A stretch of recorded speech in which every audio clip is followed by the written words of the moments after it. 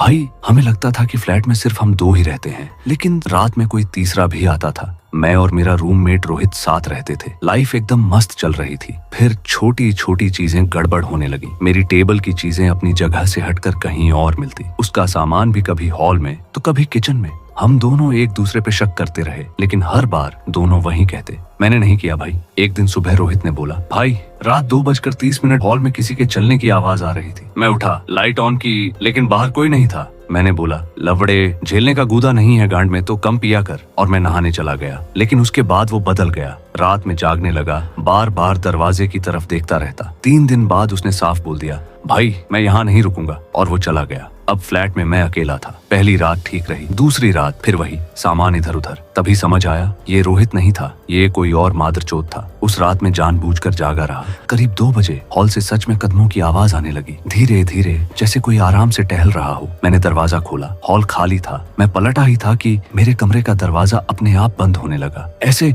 जैसे किसी ने अंदर से खींचा हो। शरीर सुन्न हो गया। तभी मेरे पीछे बिल्कुल पास से फर्श पर चलते हुए कदमों की आवाज आई। मैं पलटा, कोई नहीं था। उस समय सच में मेरी गांड फट चुकी थी। मैं भागकर कमरे में गया, दरवाजा बंद किया और पूरी रात लाइट ऑन करके बैठा रहा। सुबह होते ही मैंने भी वो फ्लैट छोड़ दिया। लेकिन आज तक समझ नहीं आया, अगर वो हमें कुछ नहीं करना चाहता था तो हर रात हमारे फ्लैट में आता क्यों था।